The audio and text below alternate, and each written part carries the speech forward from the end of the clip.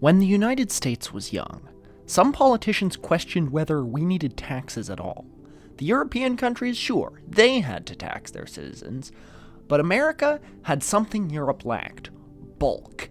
In a big country, dreams stay with you. The vast majority of the country was public land, ostensibly in the hands of the federal government.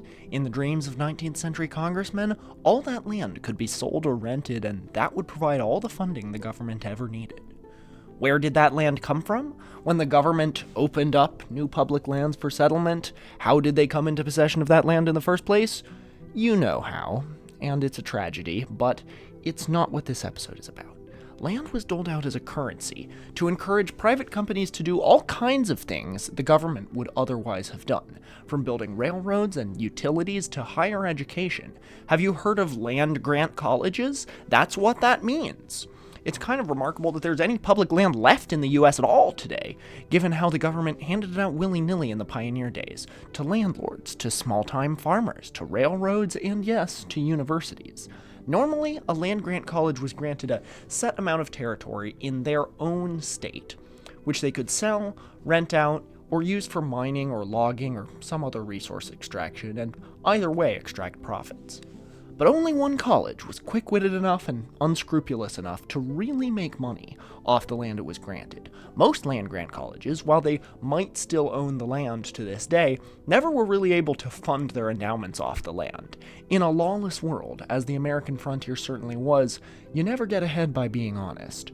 The one university founder who was able to play ball with the corrupt land speculators and beat them at their own game was Ezra Cornell, founder of that Cornell.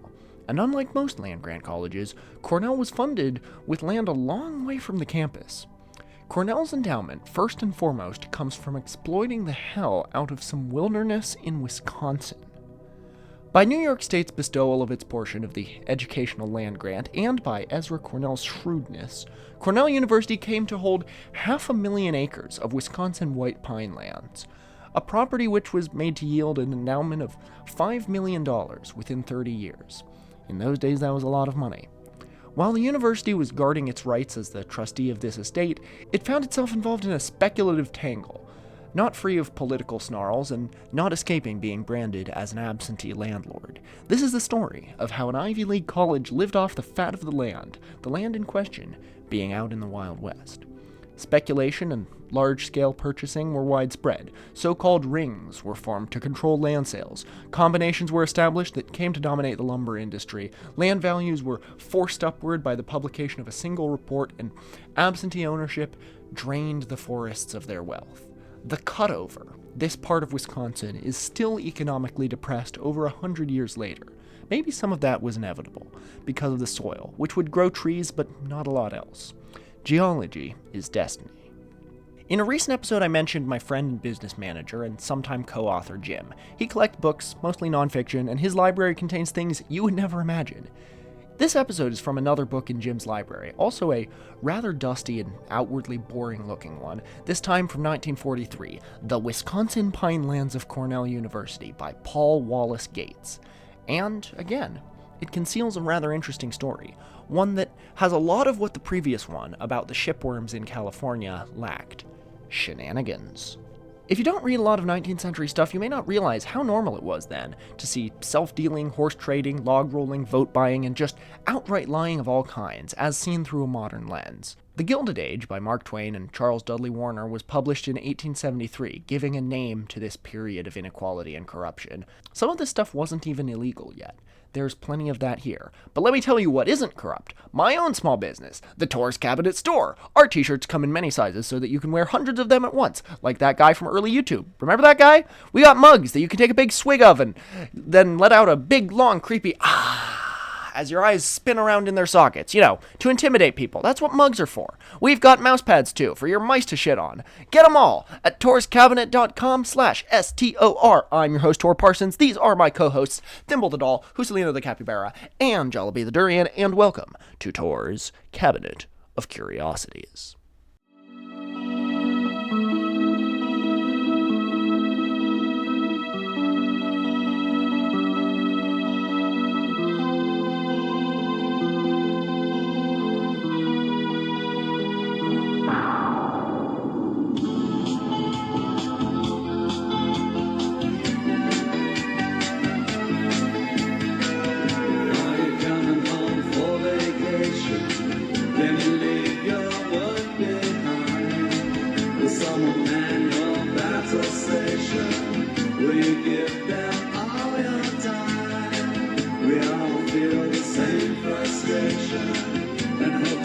angel on our side.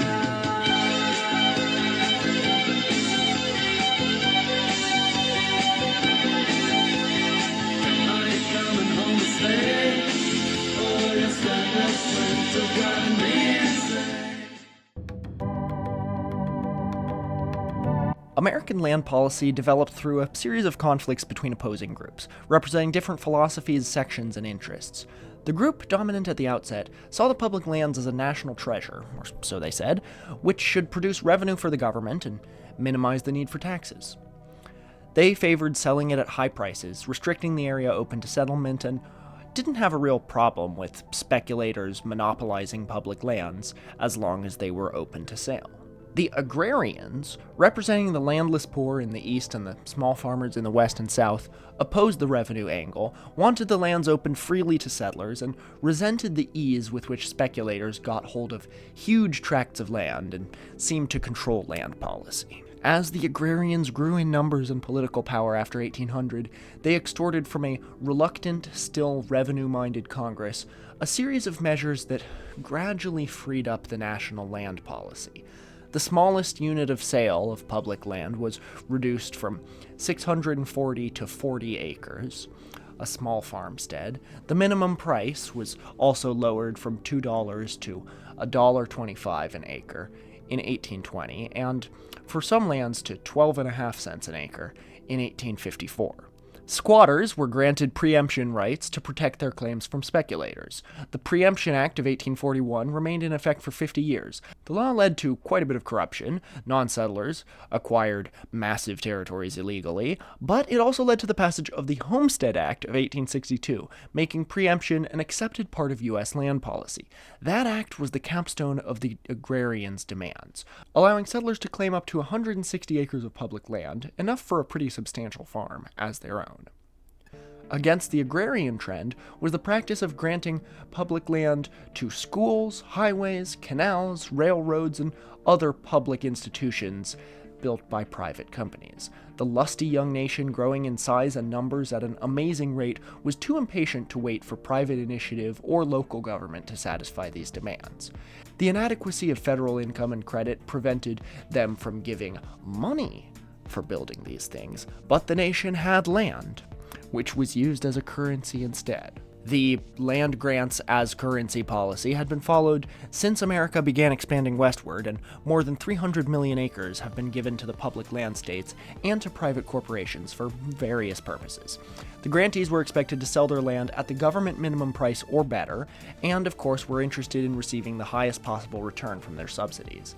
Such grants in aid weakened the land reforms the agrarians were obtaining because they led to innumerable land agencies whose disposal policies were the exact opposite of what the federal government was working toward. In the Lincoln administration, the free homestead agrarians and the grant-in-aid revenue maxers clashed the most. At the very moment Congress adopted the Homestead Act, it was considering making grants to Western railroads, which were to be handed more than 100 million acres, a total area about the size of Germany, out of the public domain. And just 13 days after the Homestead Act became law, Congress passed the Agricultural College Act, which offered to states some 9 or 10 million acres for the endowment of colleges of agriculture and mechanical arts. The demand for that sort of education had started early in the 19th century, but went nowhere until leaders turned to the feds. Ag societies, farm journals, labor organizations, and social reformers raised support, and by 1857, Justin Smith Morrill, a representative from Vermont, introduced a bill in the House to provide for grants of land to the states for this purpose. The government wasn't going to fund agricultural colleges by giving them money. They didn't have enough of that. They had land, as they did every time they wanted to fund something. Each state would get 20,000 acres for each senator and representative in Congress. In the western states, where public land still existed, it would be selected by the state or the grantee colleges. They could sell it at once or hold it for higher prices later. But what about us? Said politicians in eastern states. They didn't have any frontier land left to settle, and they wanted to fund their colleges too. Couldn't they be granted some land too? It didn't really work like that, but the East had the people and the money, so they worked out a deal, one that the West hated. States that had already been fully settled by white people, where there was no public domain land, were to be given Scrip, a sort of pseudo-currency that they could sell to people who would then have the right to buy, quote, any of the unappropriated lands of the United States, subject to sale at private entry at $1.25 or less per acre. This clause, allowing universities in eastern states to, in practice, cash in pretend money to buy real land in western states, all while making middleman absentee landlords rich along the way, was of course strongly opposed by the West, and by the South, who wanted the government off their backs no matter what, but most of America's population still lived in the Northeast, the part that would benefit from this, so the law passed. The Southerners grumbled on states' rights grounds, of course, but the opposition of another group looked forward, not back. Many critics complain not of the revenue, but at the wide-open character of Morrill's law that permitted landlords to purchase unlimited amounts of public land anywhere in the West. Since the first settlement in America, capitalists and land companies had been buying land, and when the settlers got there, they found none available except at speculators' prices. The government was required to sell them for $1.25 an acre, but speculators, once they'd snapped it up for cheap, jacked it way up. The speculators' holdings not only slowed development, but forced the population to spread out across huge areas, extending highways and railroads into thinly populated areas, and raised the cost of local government. You may recognize these as issues that affect the sprawling western U.S. to this day. People say western U.S. cities aren't as walkable because they're newer, because they grew in the wake of the invention of the car, but western Canadian cities are denser and work better around transit because Canada had land use and settlement policies based on block settlement. The government would designate a parcel of land for immigrants from a particular country to settle, and they'd head out there. Land use isn't everything, but it's almost everything. It was hard to collect taxes from absentee owners, so the residents had to bear an unfair share of the tax burden. Speculators had found that they had to have tenants on their lands to protect them from being settled by squatters, but the West deeply resented this intrusion of an institution it felt to be un-American. More than anything, the Westerners hated that it was improvements made by settlers that gave speculators holdings value. The profit from rent or sales was drained off to the East and contributed nothing to developing the West. The conflict between those who supported land grants for Western institutions and those who favored reserving the public lands for actual settlers was never resolved. Perhaps the loudest critic of land policy in America was Horace Greeley. Now, Greeley was a fascinating figure. The only time he ever served in political office was a half-term in the House of Representatives, just 1 year, filling in for the rest of the term of a congressman who quit in a scandal, but Greeley was one of the most important figures in mid-19th century American politics as a journalist rather than a politician. As the head editor of the widely read New York Tribune, Greeley was the very model of a Civil War-era progressive. He was one of the founders of the Republican Party in 1854, when it was founded explicitly to oppose slavery. Much later, in 1872, Greeley was the National Democratic presidential nominee, although he ran under the label Liberal Republican, making 1872 technically the only presidential election in U.S. history with no Democratic candidate, as well as just a handful of elections, 2016 being another one, where one of the major party nominees was a celebrity who'd never won an election before. Greeley died just 3 weeks after losing the election, another thing that makes 1872 unique, but all that is in the future relative to what we're talking about here. Greeley supported Abraham Lincoln's initially long-shot presidential bid, but chided the president for not being vocal enough about opposing slavery. He corresponded with Karl Marx and was always at least socialism curious, and advocated for vegetarianism and women's suffrage, as well as causes that don't exactly code as progressive today, but did then. Greeley supported prohibition of alcohol, which I think I've said on this channel before was mostly a left-wing cause at the time. The same people who rallied against slavery, for women's rights and workers' rights in 19th century America were mostly also prohibition supporters. The Prohibition Party even suffered a schism later down the line in 1896 between a faction that wanted them to be a broad-based progressive party and a faction who wanted them to just focus on banning alcohol. Horace Greeley was also a big fan of Manifest Destiny, remembered now first and foremost probably for coining the phrase, "Go West, young man." I think you'd find it unfortunate that he's remembered as an imperialist. This, too, he saw in terms of sticking up for the working man. He supported the Homestead Act. He was on the side of the agrarians. In his mind, public land wouldn't be a moneymaker for the government. That's what taxes are for. Land was for you, an average American, to have your humble little homestead on. He detested speculation in land and railed against measures that made it easier for non-residents to acquire land and profit off it without living on it. But his zeal for agricultural colleges overcame his realistic understanding of the land system. He called the Agricultural College Bill a, quote, very moderate concession to the old states, and chided the West for not being willing to give the East this act in return for free homesteads and railroad land grants. The Homestead Act, he thought, would virtually end land speculation. He failed to see that the Agricultural College measure provided another opportunity for speculators, and he was blind to the obvious conflict between the principles of the two measures. The Homestead Act nearly passed in 1860, at which point, seeing Horace Greeley's efforts and the growing support for the bill, Representative Ben Eastman of Wisconsin said, "Hell is broken loose, and I know not how to restrain the devil. Will not this system of disposing of the lands ruin us who own lands in the states?" A combination unique in American history was brought together to support the Agricultural College Bill. It included the Ag Societies, farm and rural journals, organized labor, Greeley and the New York Tribune, the leaders in the movement for vocational education, and members of Congress commonly identified with the commercial and industrial interests. Also from some Western members of Congress who were more interested in establishing ag colleges than they were fearful of land speculation. The combination was irresistible. In 1858 and 1859, Justin Smith Morrill in the House and Ben Wade in the Senate, despite the instructions he received from the Ohio legislature, which had elected him, this was before senators were directly elected by voters, they drove the measure through Congress. President James Buchanan vetoed it, and this was sustained, but an aggressive North did not accept that as final, and it was back in 1862, this time with 30,000 acres for each representative and senator. With the Southerners out of Congress, now fighting to keep their slaves, the main opposition bloc was gone. Westerners were torn between supporting a democratic system of education for farmers and workers and their fear of land speculation. They made a last desperate effort to amend it, to cap Scrip at 640 acres, but the aggressive East was firmly in the saddle. It passed the Senate on June 10, 1862, the House on June 17th, and was signed into law by President Lincoln. By such narrow turns does history shift its weight. Political morality had reached such a low level in the 1860s that the possession of millions of acres in Scrip by the states seemed to call forth a concerted effort by grifters to make use of it for their personal benefit. The story of the disposal of the Agricultural College Scrip is one of neglect, carelessness, incapacity, and something closely akin to corruption. So much so that colleges never really made a lot of money off of it, with one notable exception. Some of the states sold their Scrip by methods not altogether fair and above board. In Maine, Cyrus and George Woodman, extensive dealers in land and Scrip, bought a block this way. In March 1866, Cyrus stated that he had found the governor of Maine and a member of his council friendly to him, and through them had learned what all the competitors would be bidding for the land.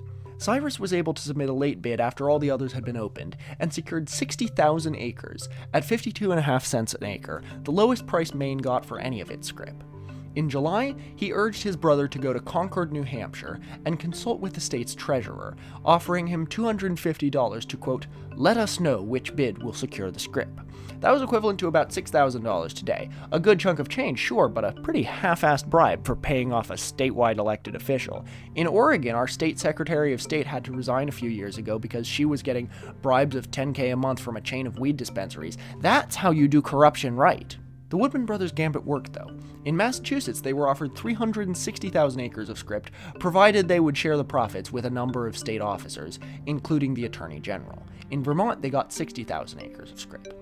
This wasn't the first time there'd been a huge land giveaway to private citizens. The military held some frontier land as well, and a large number of military land warrants were issued to ex-soldiers between 1847 and 1855, distributing the land ownership across thousands of people, preventing dealers from controlling the markets and pegging the price. In contrast, the Agricultural College Scrip went to 27 states who preferred to deal with a broker who would buy all the Scrip at once, so that by 1866, one man had come to control the market. Gleason F. Lewis of Cleveland outdistanced all rivals in securing Scrip. In 1867, he advertised that he had bought all the Scrip of Kentucky, Indiana, Maryland, North Carolina, and New Hampshire, and part of that of Pennsylvania, Ohio, Massachusetts, and some other states too. some 3 million acres. He hadn't cashed it in for holdings of actual physical land yet, but he was entitled to a personal fiefdom somewhere out in the remote parts of the US, half the size of Wales. These deals gave him a practical monopoly of the Scrip, and it was natural that other states would turn to him to dispose of their holdings. The land boom of the post-war years was stimulated by the sale of the agricultural college Scrip, lowering the cost of large tracts. The timber in North Michigan, Wisconsin, and Minnesota saw the largest boom. Within a couple of years, the amount of land acquired in the upper Midwest by the Scrip holders threatened to exceed the 1 million acres per state the Morrill Act allowed, and by 1868, it was reached and exceeded in Michigan by 397,000 acres. In 1870, a spineless Congress legalized these excess sales, allowing the Scrip holders, in practice pretty much just Gleason F. Lewis, to control even more land in the Northwoods. In the early 1870s, the southern states finally got their Scrip, and in practically all cases, sold it to Lewis for 90 cents an acre. Gleason F. Lewis was the most powerful man in mid-19th century America you've never heard of. The meager returns from land or Scrip were discouraging, and the supporters of vocational schools came to regret that the states hadn't been given cash subsidies instead. The endowments were inadequate, and a lot of these colleges were marked by promising beginnings followed by quick downsizing. Ever since 1834, when Wisconsin's public lands were first opened to sale and settlement, speculators and loan sharks had been attracted there. Eastern and southern capital flowed in and was invested in land and mortgages, and from the beginning the territory had been under heavy obligations to absentee capitalists, even before Wisconsin became a state in 1848. The economic crisis of 1837 had been followed by a long period of low prices, little speculation, less capital, and declining immigration into Wisconsin. In the late 1840s, the tide began to turn, and men and money flowed in rapidly. By 1850, there were 305,000 people in Wisconsin, most of them recent arrivals, and it added 407,000 over the next decade. Between 1846 and 1857, land entries were made at a rate of 1 million acres a year on average, 3 times the levels of the late 1830s. But this pseudo-prosperity bore hard on the squatters on public lands. Caught unprepared by the announcement of the government land sales, as squatters always were, they were hard-pressed to raise the money to buy their claims. This was when William A. Woodward of New York, Cyrus Woodman, and Cadwallader Washburn of Mineral Point, Wisconsin, and numerous other eastern and southern capitalists loaned millions of dollars on western land, much of it in Wisconsin, to desperate squatters. Absentee landowners and land sharks were both feared and hated on the frontier. True, most influential Westerners, legislators, bankers, editors, government officials were also speculating in land and must have had their tongues in their cheeks when they condemned absentee ownership. But Westerners carefully distinguished between resident and absentee speculators. The former paid their taxes more regularly, made some improvements, and used their profits for the development of the community, where the latter took their profits elsewhere and did nothing for the community. The local man often placed tenants on his land to protect and improve it and pay the taxes, but the absentee, unless he had a good agent, was not able to give the land the attention it needed, so it was pillaged and plundered, particularly if it had forests to cut down, and farmers then couldn't be induced to settle on it. Idle and unimproved land brought in no taxes, did nothing for railroads, drainage, or other improvement schemes, and sometimes by its very nature, blighted the reputation and future prospects of an area. Absentees were excoriated by the press and politicians. Horace Greeley, who was again usually strongly against land speculation despite his role in passing the Morrill Act, visited Wisconsin in 1855 and wrote about the damage done to the state by speculators. I fell in with a humble man near Madison, Wisconsin, who told me he had removed to that section 20 years ago and took up 80 acres of land, all he wanted, expecting soon to be surrounded by neighbors and friends. Unhappily, the land speculation of 1835-6 engulfed him. Every adjacent tract was snatched up and held for high prices, and still is. And so, says my informant, my children have grown up unschooled, and I am still without neighbors and very poorly accommodated with mills, roads, post offices, etc. Such are the influences that are daily crowding off thousands to Kansas, Nebraska, Minnesota, etc., seeking some spot of earth uncursed by the grasp of the forestaller. At the end of the second boom period, no small part of the southern half of Wisconsin was either owned by or mortgaged to absentees. Speculators had bought up parcels here and there, acquiring hundreds of thousands of acres of prairie and hardwood lands. They had also been attracted to the forests of the Red Cedar, Black, Wisconsin, and Chippewa rivers, in which they'd staked a claim on hundreds of square miles of uncut forest. Before long, the economy took another dip. The Panic of 1857 halted immigration, town promotion, and land speculation, but during the Civil War, conditions improved. There followed another great assault upon public domain lands in Wisconsin, and again, huge blocks of land, now mostly pine forest in northern Wisconsin, were acquired by eastern and local investors. The Panic of 1873 put an end to this large-scale land purchasing for a time, but it was renewed in the 1880s, and speculators and lumbermen then engaged in a bitter struggle for possession of the last stands of valuable pine on publicly held lands. The government's forest land policy was as unsatisfactory as its farmland policy. From the first, loggers had cut timber from land closest to the rivers, regardless of ownership. Unauthorized logging on the public lands had occurred throughout American history, and the situation in Wisconsin was nothing new, but it became so pervasive it eventually forced government action. They appointed special timber agents to enforce the laws against timber stealing from public lands. The subsequent investigation revealed that practically every lumberman in Wisconsin was cutting illegally. In 1865, it was reported that, quote, 1/3 to 1/2 of the best pine timber on the Chippewa had been cut down by trespassers wherever it was most accessible. Lumbermen had no incentive to buy the land. No one will buy, of course, so long as he can steal with impunity. Good loggers buy, great loggers steal. Lumbermen complained to Congress and got the timber agents dismissed. Then they had to worry about the speculators snatching their land, again, and their natural individualism didn't hold them back from trying to get the government to stop that. When the Homestead Act finally passed Congress, it was no longer Greeley's thoroughgoing reform measure. It had been shorn of many of its important provisions and emerged as a compromise, unsatisfactory to land reformers and distasteful to land speculators. The principle of free grants was a victory for the West, but only in part. The old evils of large-scale purchasing, speculators' deserts, and usurious loans remained. The West found ingenious ways to penalize absentee owners. In Wisconsin, it was a common practice for residents to organize new counties and towns, often unnecessarily, construct expensive school buildings and courthouses, lay out little-needed roads through the woods, and build substantial bridges, vote heavy subsidies for proposed railroads, and in each case, give the lucrative contract to themselves and their friends, knowing full well the tax burden would rest on non-residents. Ultimately, it would appear that the Wisconsin woods were a hazardous area for large-scale speculation. Anti-monopoly and anti-Easterner feeling ran high. Counties and townships could raise extravagant taxes where the land was mostly owned by outsiders. Fire protection did not exist, and forest fires annually raged unchecked. Timber stealing was rife. And Western agents representing Eastern capitalists were always dealing in lands on their own account and were likely to push their own interests, even against those of their non-resident employers. By 1865, the public domain land in Wisconsin had been reduced to 10 or 11 million acres, mostly in the northern half of the state. Their chief value was in their timber, white pine, the monarch of the Wisconsin woods, the best of which was on the Chippewa River. Much of that was still in public hands. The Chippewa pineries were open to sale at the land office in Eau Claire, technically in the hands of Gilbert E. Porter, Register, and H. Clay Williams, Receiver. Porter owned a newspaper and Williams practiced law, so the land office wasn't either man's full-time job. In 1864, Henry C. Putnam became clerk of the land office at Eau Claire.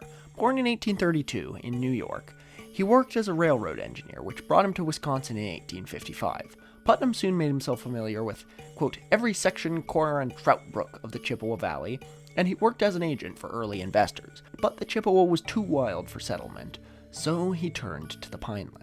He was not only a successful land agent and town and railroad promoter, he was also a dexterous politician. Putnam held offices of Register of Deeds, County Surveyor, Deputy U.S. Assessor, Town Clerk, agent for the university, school, and swamp lands of the state of Wisconsin, and land agent for two railroads, the West Wisconsin and the Wisconsin Central. The first one, not the other railroad called Wisconsin Central, that we will talk about later.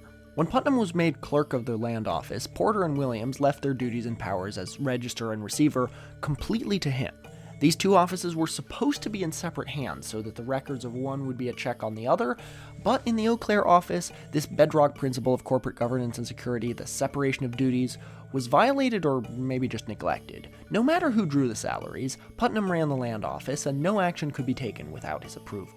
the positions of register and receiver were extremely important, and no national officer other than the territorial governor exercised as much power on the frontier.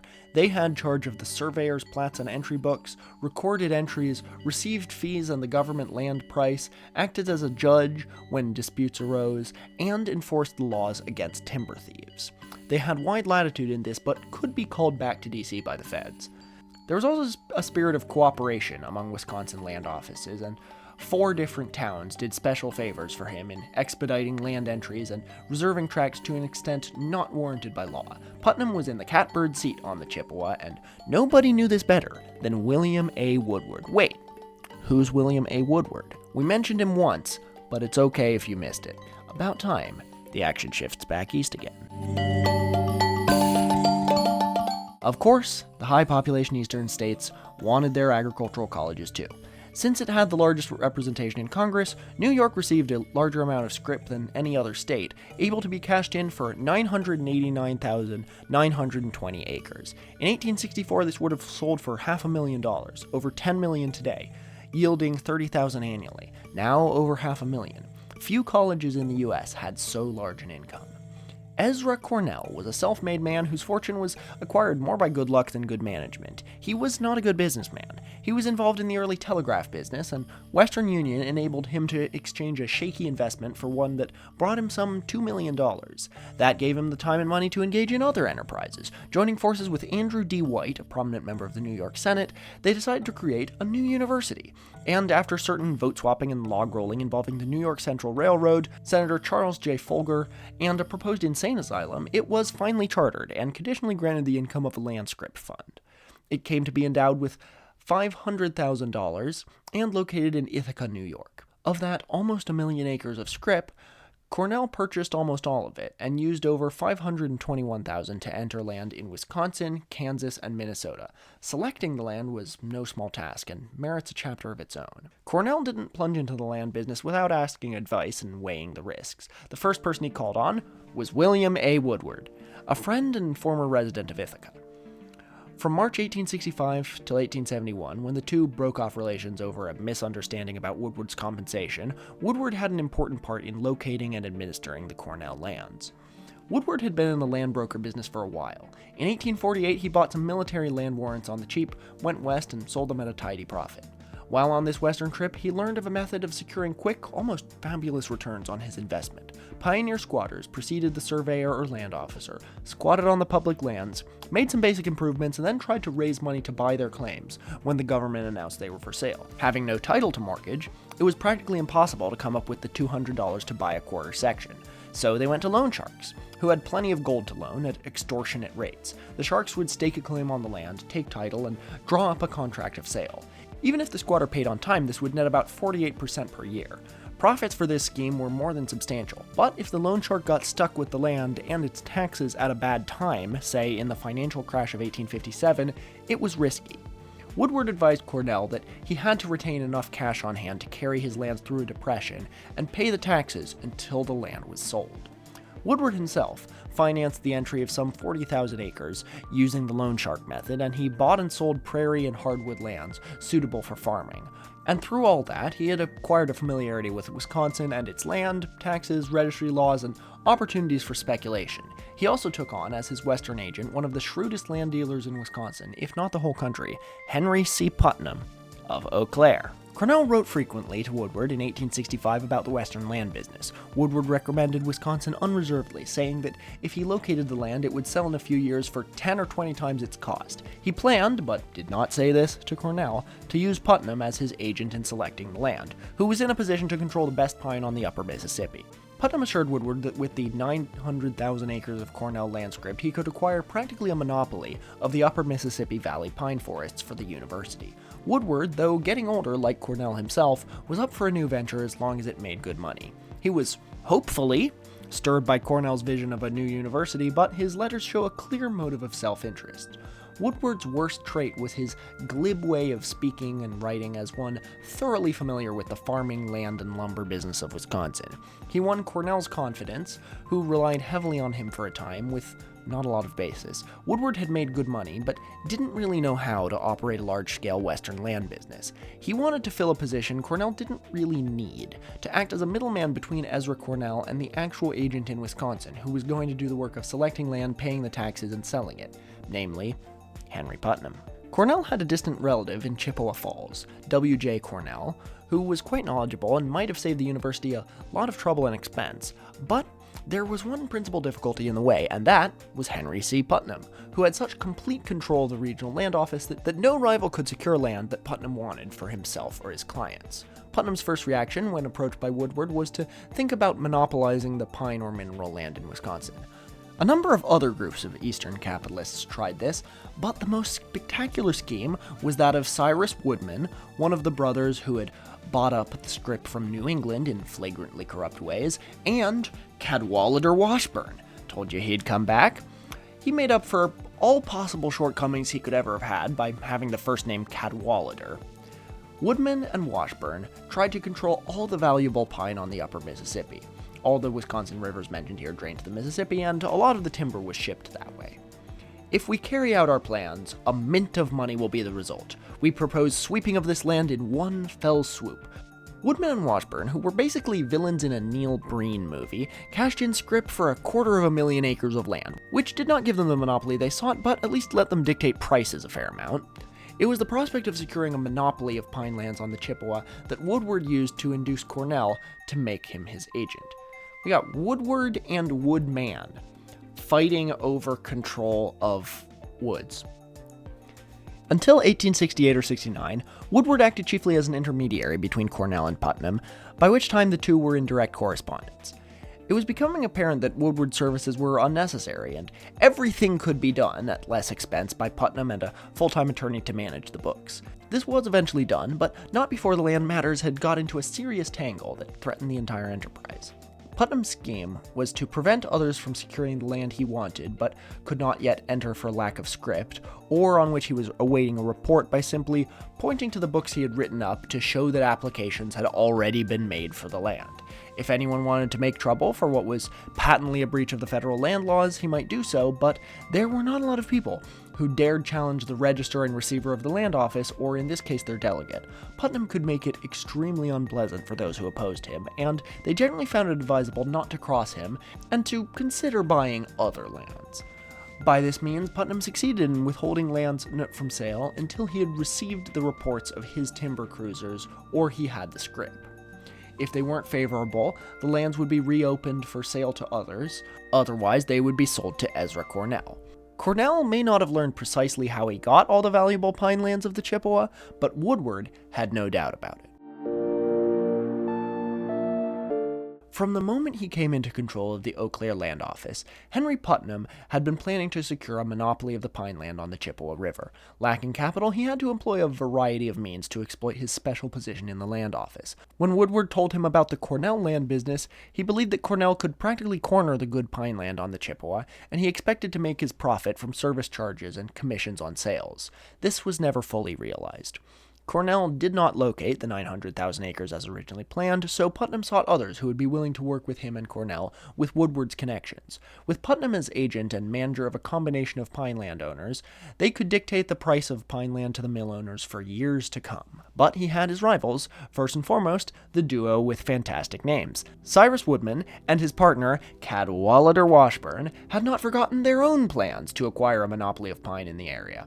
But despite their large purchases, they found a real monopoly damn near impossible. While they were scattering their claims on the Wisconsin, Black, St. Croix, and Chippewa rivers, they found to their dismay that Ezra Cornell and his associates had come into the Chippewa area and snatched from under their noses a vast amount of pine land. Woodman wrote to Washburn, "We were smart to let Cornell and Michigan men come in and gobble up such an enormous quantity of valuable pine."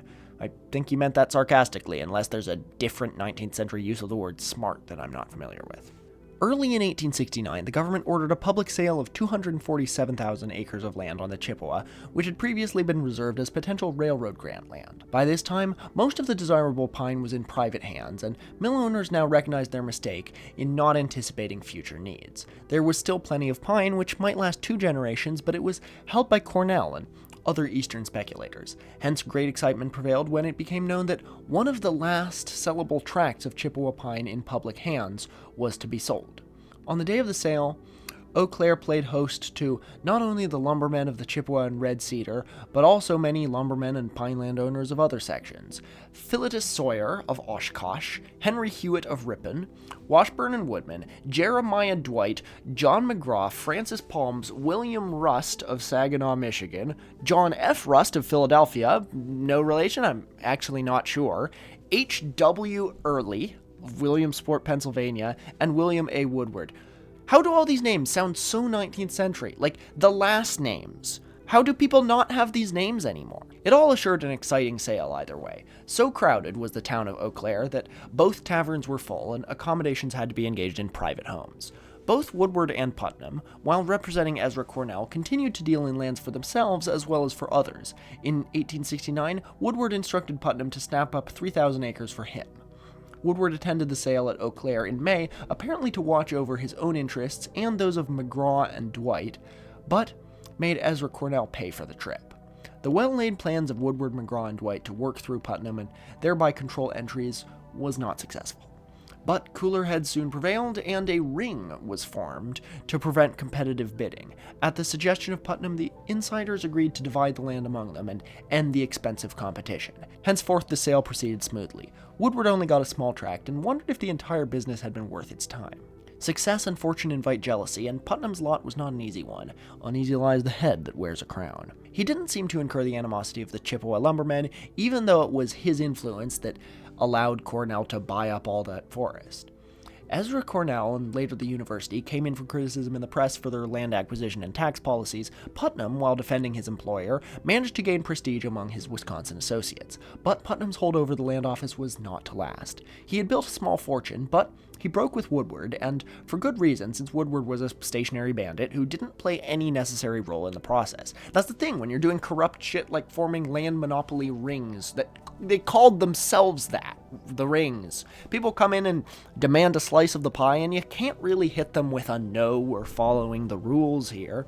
At any point, any one of these men could have called in a federal investigation on the other ones, because even though everything about this process and its illegality was completely public information in Wisconsin, the feds back in D.C. didn't know. In retaliation, Woodward sent his son Francis to Eau Claire to replace Putnam as Cornell's agent. A sharp clash between the two resulted in an embarrassing situation for all concerned, including Ezra Cornell. At one point, both Putnam and Woodward were attempting to pay taxes, manage sales, and keep the books. In September 1871, it was announced that Putnam succeeded Woodward as Cornell's agent. It seemed to be a victory for Putnam, but it was to have an unpleasant aftermath. Francis Woodward struck back at his successful rival. He had another grievance, the hold Putnam had over the Eau Claire land office, which made it almost impossible for Woodward to have any more dealings there. When Putnam crossed him once again by making an entry for a land purchase not before but 2 hours after Woodward's application, Francis complained to the General Land Office, charging that this was common practice and demanding an investigation. The Ulysses S. Grant administration was forced to make at least a perfunctory investigation of Woodward's charges, which were well supported by evidence. Months later, Willis Drummond, commissioner of the General Land Office, dispatched a special agent to Eau Claire to close the office. Even more serious charges followed. The La Crosse Republican and Leader newspaper summed it up. The operations of a powerful pineland ring that has for several years past exercised a fateful and terrible monopoly on the most valuable pine lands on the Chippewa and its tributaries has caused considerable consternation and surprise. The Chippewa Pineland Ring has been a formidable and dangerous monopoly. It has controlled all the appointments in that office in such a manner as to keep its clutches upon the great prize, and already over 500,000 acres of the best pine lands of the Chippewa country have been secured by 60 of monopolists on terms that debarred the people from a fair and equal participation in the benefits of a system that was designed to promote the general welfare. It should be pointed out that what Putnam had done in the Eau Claire office was not at all uncommon in the 19th century. Rings developed at most of the forest land offices, involving many of the big names at the time. The temptation was huge, the laws were poorly drawn, supervision by the General Land Office was lax, and at a time when timber stealing from state and federal land was almost universal, public opinion was on their side. Wisconsin opinion promptly sided with Putnam against the government. When all the fireworks were over, the accused officers were found guilty of neglect but were not held responsible for the irregularities. They were merely censured. Since Putnam was not a responsible officer, he could not be punished. But he was dismissed as clerk by the commissioner, leading to an end of his many stacked political offices. Putnam got his partner at a bank appointed receiver at Eau Claire, so that his influence was restored, if it had ever diminished, but by this time the amount of pine in the district was of little consequence. It had all been snatched up by absentee landlords anyway. So the Pineland Ring was exposed, but Cornell still had that land. It wasn't safe for Cornell's officials to completely rest on their laurels, but generally speaking, everything they did to keep their hold on the land made things worse for Wisconsinites. When low taxes were threatened by extravagant expenditures for roads, schools, and railroads, or by the extension of the local government to practically unsettled areas, or by discriminatory and unfair assessments, the university's officials acted promptly to protect their investments. Cornell began to lobby Congress to get a tax exemption for his land. Congress had no power to exempt land from state taxes, and furthermore, a bill of this kind would call attention to the fact that Cornell was violating the spirit, if not the letter, of the Agricultural College Act. They worked at it at the state level, and getting the support of other land speculators they'd previously fought against was encouraging, but it had been gained only by log-rolling arrangements that fell to pieces before a bill came up to a vote. A few years later, a reconciliation was brought about by the appearance of a common enemy, the land-grant railroads, which we'll get into later. The creation of new counties offered the greatest opportunity for extravagant expenditure, and the business of carving up existing counties became a flourishing one in northern Wisconsin. The first counties of northern Wisconsin were vast, with a sparse population in the southern part only. The county seat was located near the center of population, but new settlers farther north found the distance a handicap. More importantly, once you've incorporated a new county, you've created a bunch of offices people can serve in: treasurer, judge, superintendent of schools, district attorney, register of deeds, and clerk of courts. Salaries were substantial, and the pioneers saw no reason why they shouldn't be, so long as they were provided out of taxes paid by non-residents. Opponents of new counties charged that it was a group of carpetbaggers who moved into an unsettled area and began to talk about a new county and whine about having to go so far to the county seat. One, quote, drunken tool of Chippewa Falls who claimed to be an attorney but had never had a case in his life was paid $4,000 this year for legal advice. There was also a lot of county printing to be done, especially the annual tax list, enough to support a small press and a weekly newspaper, many in places where they wouldn't survive without this county government subsidy.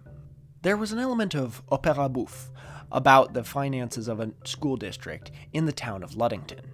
An election in 1888 brought in new office holders who accused their predecessors of misappropriating school funds. The accusation was disproven, and the previous retired school board then brought suit against the district for false arrest and defamation of character. The lawsuit was settled in a compromise, the district agreeing to pay each of the plaintiffs $500 for the damage to their feelings and $2,000 to their attorneys.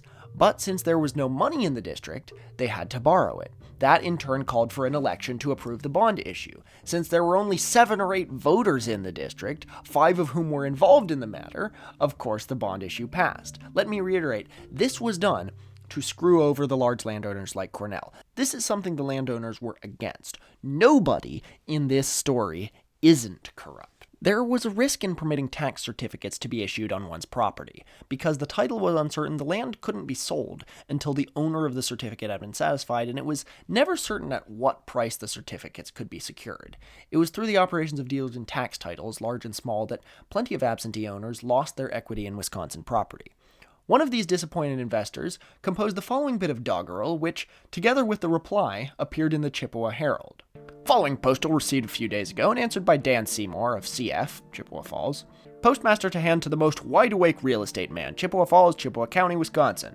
Recipient acknowledge receipt. I wrote to town clerk at Cadott, as yet no answer have I got. Mailed the PM2 at the Falls, in all 3-letter cards or calls. Started from Brooklyn, February 1st. Answers to none, silence be cursed. Poor property owners must suffer tremendous. Legislative enactments and taxes stupendous. Please somebody write, this is really well meant. Bid for the land, ere is gone the last cent. Northwest 1/4, northwest 2829, 6W, 10 acres sold for taxes. Southwest, northeast 26, east 1/2, southwest, northeast 27, southwest, northeast 27, 29, 6 west. All this also sold for taxes, sold to different parties. Get me a bid so as to save something out of the wreck and write me quickly. Please, whoever gets this card, if they think the job too hard, keep it moving, hand it round. Some smart fellow can be found. If he sells and job is done, We shall count him number 1.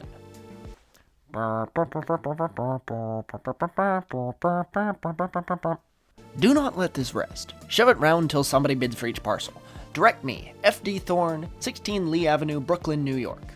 And then there was an answer to the letter, also written in verse, also published in the Chippewa Herald. F.D. Thorne, 16 Lee Avenue, Brooklyn, New York. Dear Sir, I have your card about the land, and if I rightly understand, you wish someone to buy the lot before the whole is gone to pot. I wonder if you ever came up here and bargained for the same, or if you were acquainted well with those lands you wish to sell? If so, 'tis needless to relate their quality or present state, but tell me truly, neighbor mine, did you suppose these trees were pine, or that a bargain you had got in those wastelands near Cadott?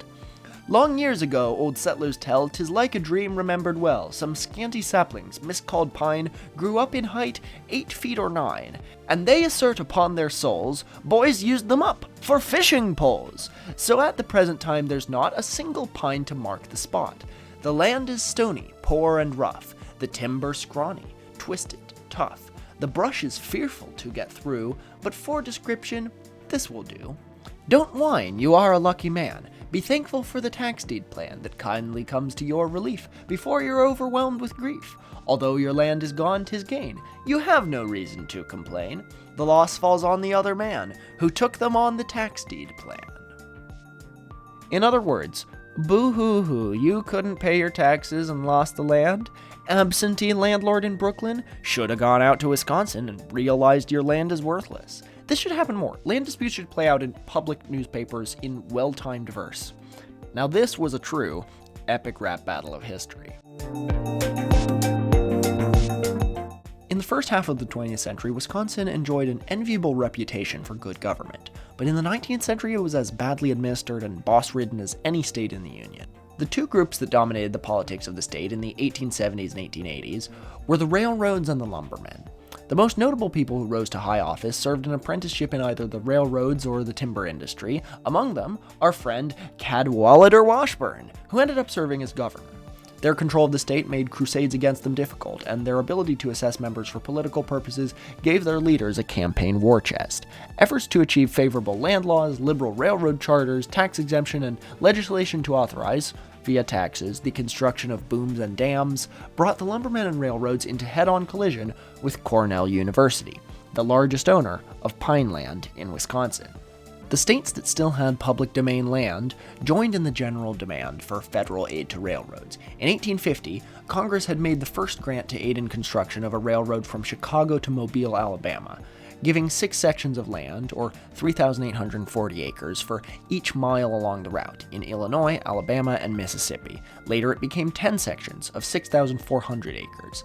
The grants went to the states and were then donated by them to private corporations that built the railroads. Wisconsin got grants to construct 3 lines through the pineries of the north.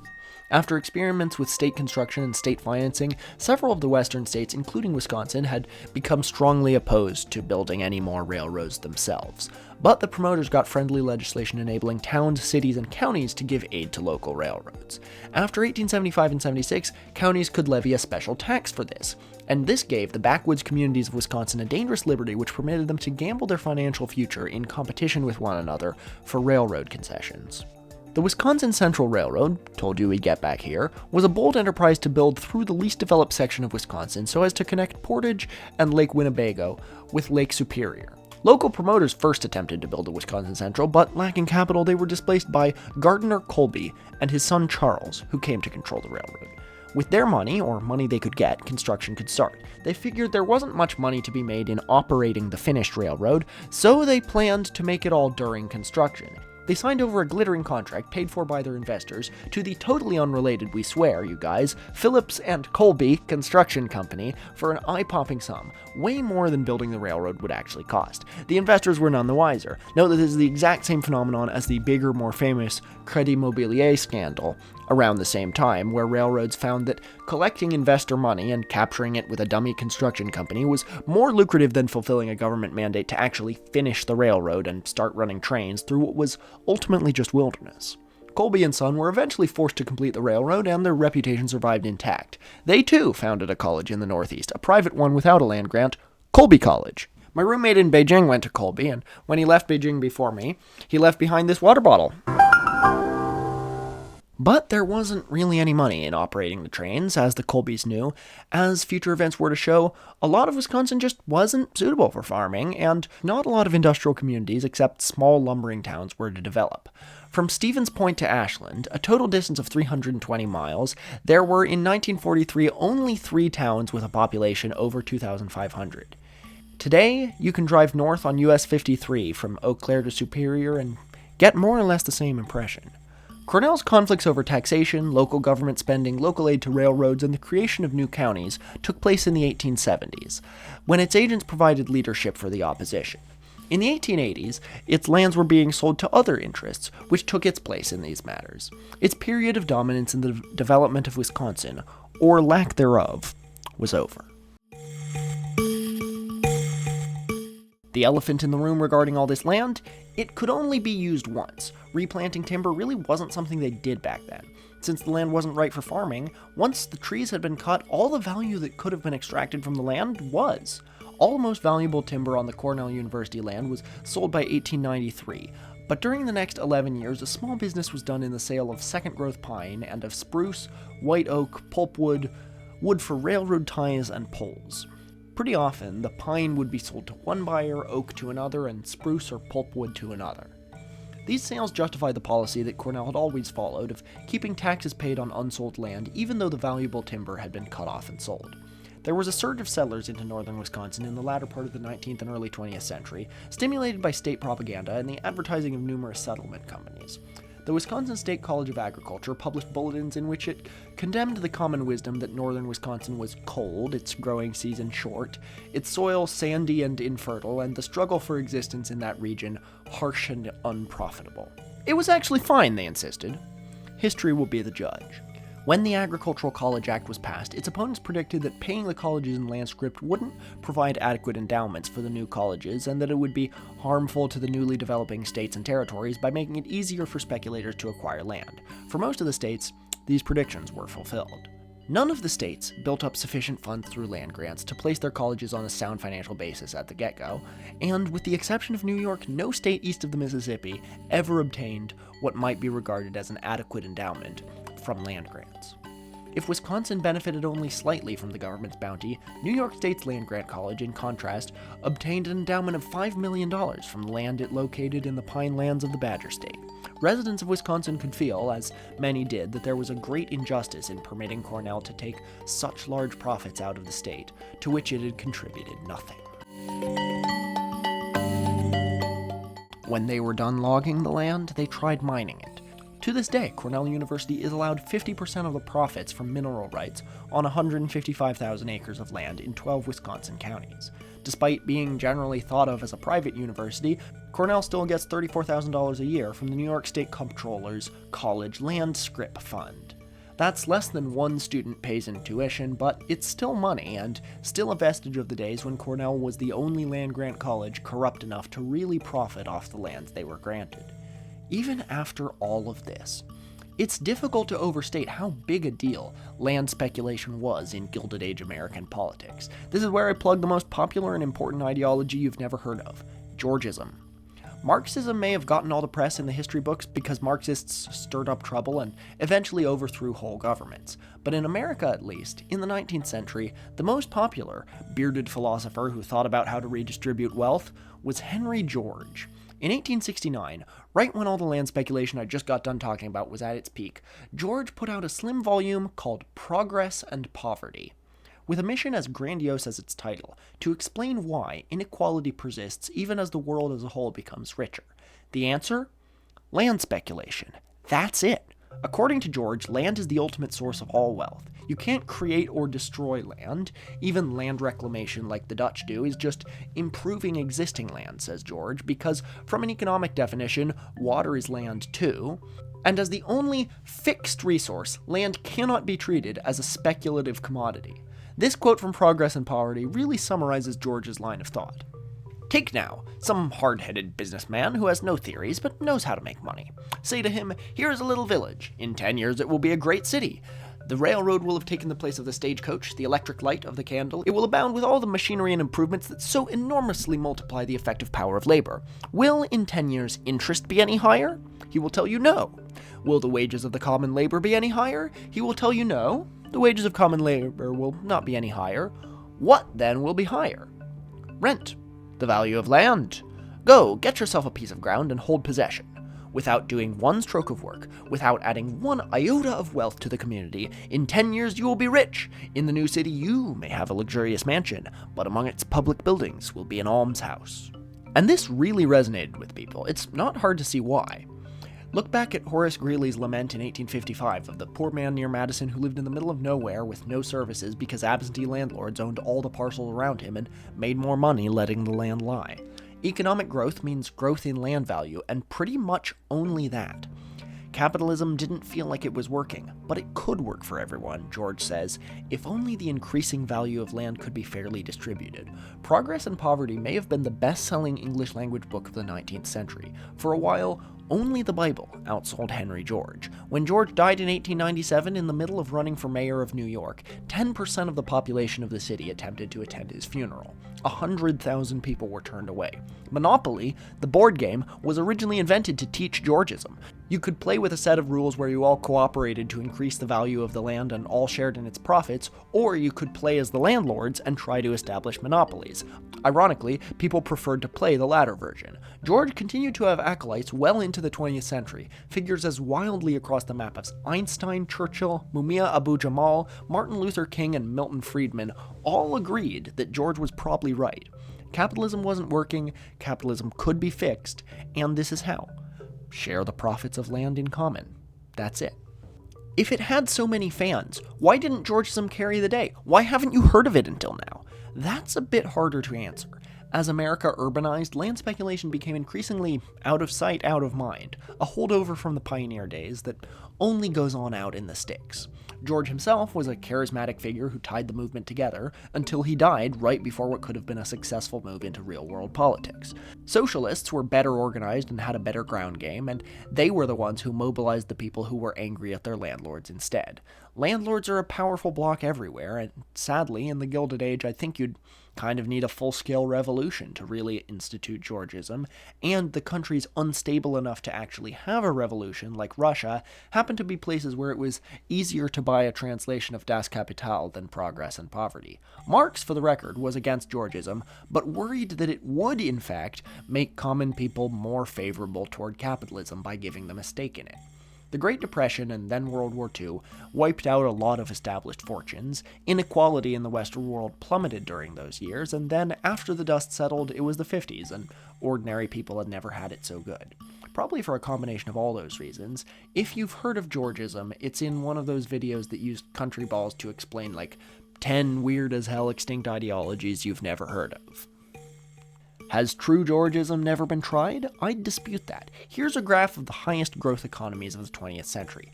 South Korea is now 30 times richer than it was when my parents were born. Imagine if you were 30 times richer than you are now.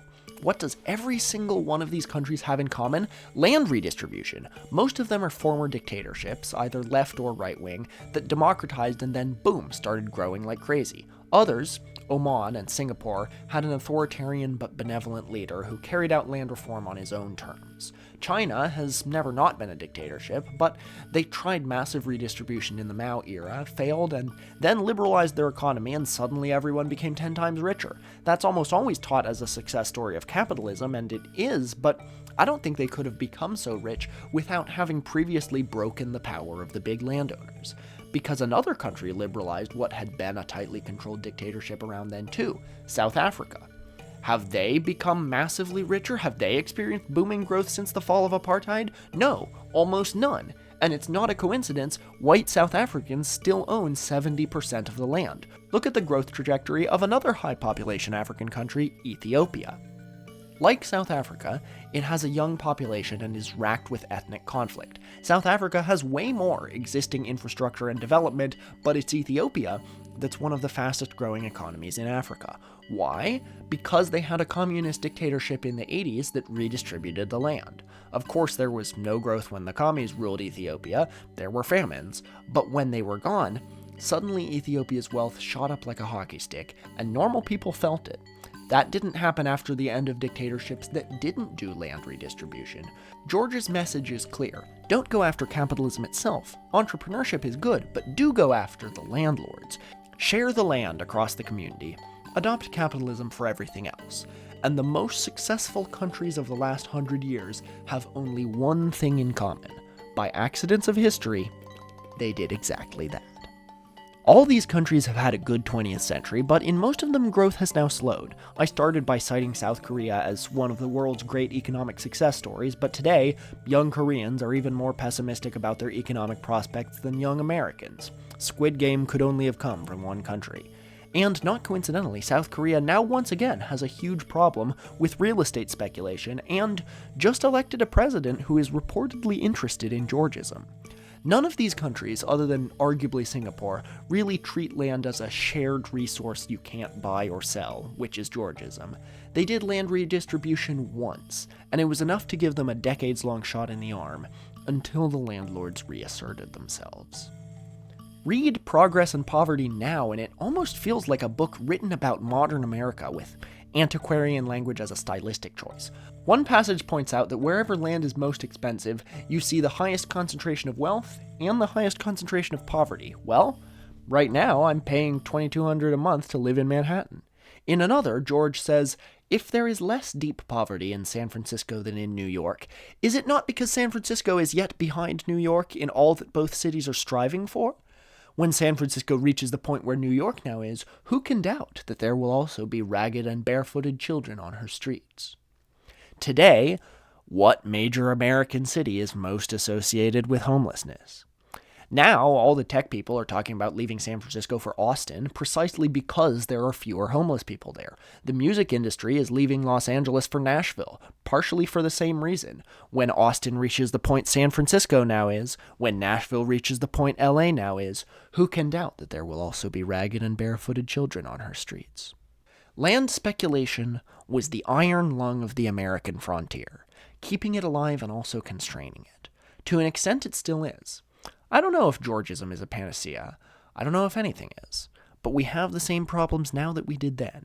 Empty lots earn money for faraway landlords. Americans are richer than ever, but our wealth is increasingly tied up in real estate, and it's easy to think of all that money as an illusion. We ought to consider what the leading lights of the 19th century thought about it. But whether or not Georgism sees a resurgence in the 21st century, I can only hope we'll go back to settling land disputes in Dr. Seuss-style poetry. That, for sure, is one way the pioneers had us beat.